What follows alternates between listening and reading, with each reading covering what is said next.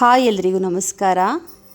ಪ್ರತಿದಿನ ನಾವು ಮನೆಯಲ್ಲಿ ಶ್ರದ್ಧಾ ಭಕ್ತಿಯಿಂದ ದೇವ್ರ ಪೂಜೆನ ಮಾಡ್ತೀವಿ. ಆದರೆ ನಾವು ಮಾಡಿದ ಪೂಜೆ ದೇವರಿಗೆ ತಲುಪಿದೆಯೋ ಇಲ್ವೋ ಅಂತ ಹೇಳಿ ನಾವು ಮನೆಯಲ್ಲಿ ಯಾವ ರೀತಿ ತಿಳ್ಕೊಬೋದು? ಪ್ರತಿದಿನ ದೇವ್ರ ಪೂಜೆ ಮಾಡ್ತೀವಿ, ಜೊತೆಗೆ ದೀಪಾರಾಧನೆ ಕೂಡ ಮಾಡ್ತೀವಿ.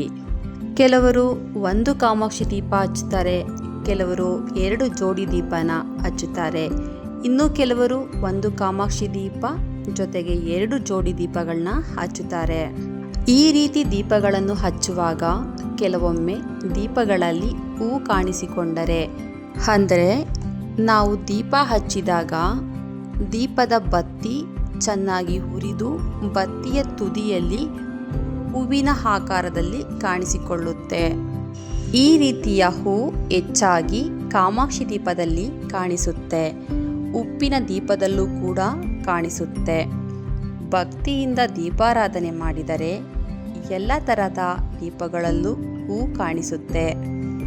ದೀಪದಲ್ಲಿ ಹೂ ಬಂದರೆ, ಹೂ ಕಟ್ಟಿದರೆ ಅದು ಶುಭ ಸಂಕೇತ. ಭಕ್ತಿಯಿಂದ ಮಾಡಿದ ನಿಮ್ಮ ಪೂಜೆ ನಿಮ್ಮ ಇಷ್ಟ ದೇವರಿಗೆ ತಲುಪಿದೆ ಎಂದು ಅರ್ಥ. ದೇವರ ಅನುಗ್ರಹ ನಿಮ್ಮ ಮೇಲಿದೆ ಎಂಬ ಸೂಚನೆ ನೀಡುತ್ತೆ. ನೀವು ಮಾಡಿದ ಪೂಜೆ ದೇವರಿಗೆ ತಲುಪಿದೆ ಎಂಬ ಸೂಚನೆ ನೀಡುತ್ತೆ. ಜೊತೆಗೆ ದೇವರ ಒಂದು ಕೃಪಾ ಕಟಾಕ್ಷ ನಿಮ್ಮ ಮೇಲೆ ಸದಾ ಇರುತ್ತೆ ಎಂಬ ಸೂಚನೆ ಇದಾಗಿದೆ. ಪೂಜಾ ಸಮಯದಲ್ಲಿ ಏನಾದರೂ ಸಂಕಲ್ಪ ಮಾಡಿಕೊಂಡು ದೀಪಾರಾಧನೆ ಮಾಡಿದರೆ ಆ ಸಂಕಲ್ಪವು ಆದಷ್ಟು ಬೇಗ ಈಡೇರುತ್ತೆ ಎಂಬ ಸೂಚನೆ ಇದಾಗಿರುತ್ತೆ. ನೀವು ಯಾತಕ್ಕಾಗಿ, ಯಾವ ಕಾರಣಕ್ಕಾಗಿ ದೇವರ ಹತ್ರ ಬೇಡಿಕೊಂಡು ದೀಪಾರಾಧನೆಯನ್ನು ಮಾಡಿರ್ತೀರೋ, ದೇವರ ಬಳಿ ನೀವು ಯಾವ ರೀತಿ ಕಷ್ಟನ ಹೇಳಿಕೊಂಡು ಪೂಜೆನ ಮಾಡಿರ್ತೀರೋ, ನಾವು ಮಾಡಿದ ಪೂಜಾ ಫಲವಾಗಿ ಈ ರೀತಿಯಾಗಿ ದೀಪದಲ್ಲಿ ಹೂ ಕಟ್ಟಿದರೆ ಆದಷ್ಟು ಬೇಗ ನಮ್ಮ ಸಮಸ್ಯೆಗಳು ಮುಕ್ತಿಯಾಗುತ್ತೆ ಎಂಬ ಸೂಚನೆಯನ್ನು ನೀಡುತ್ತೆ. ಇದುವರೆಗೂ ನಿಮಗೆ ದೀಪದಲ್ಲಿ ಈ ರೀತಿಯಾದ ಹೂ ಕಾಣಿಸಿಲ್ಲ ಅಂದರೆ ನಿಮ್ಮ ಭಕ್ತಿ ಇನ್ನೂ ಹೆಚ್ಚಾಗಬೇಕು. ಶ್ರದ್ಧಾ ಭಕ್ತಿಯಿಂದ ಪೂಜೆ ಮಾಡಿ.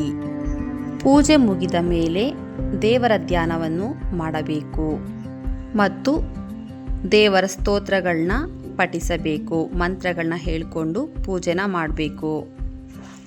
ಈ ರೀತಿಯಾಗಿ ಮಾಡೋದ್ರಿಂದ ನಿಮ್ಮ ಮನೆಯಲ್ಲೂ ದೀಪದಲ್ಲಿ ಹೂ ಬರುತ್ತೆ, ನಿಮ್ಮ ಇಷ್ಟಾರ್ಥಗಳು ಈಡೇರುತ್ತೆ ಮತ್ತು ದೇವರಿಗೆ ಹತ್ತಿರ ಆಗುತ್ತೀರಾ.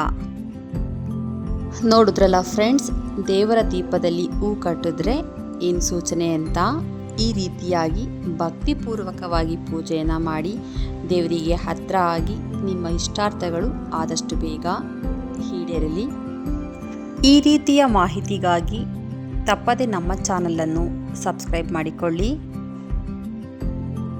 ನೋಡಿ ಎಷ್ಟು ಕ್ಲಿಯರಾಗಿ ಕಾಣಿಸ್ತಿದೆ ಹೂ, ದೀಪದಲ್ಲಿ ಹೂ ಯಾವ ರೀತಿ ಹೂ ಅರಳುತ್ತಿದೆ ಅನ್ನೋ ಥರ ಕಾಣಿಸ್ತಿದೆ ಅಲ್ವಾ? ವಿಡಿಯೋ ಇಷ್ಟ ಆದರೆ ಲೈಕ್ ಮಾಡಿ, ಶೇರ್ ಮಾಡಿ ಮತ್ತು ಕಮೆಂಟ್ ಮಾಡಿ. Thank you. ಎಲ್ರಿಗೂ ಒಳ್ಳೆಯದಾಗಲಿ.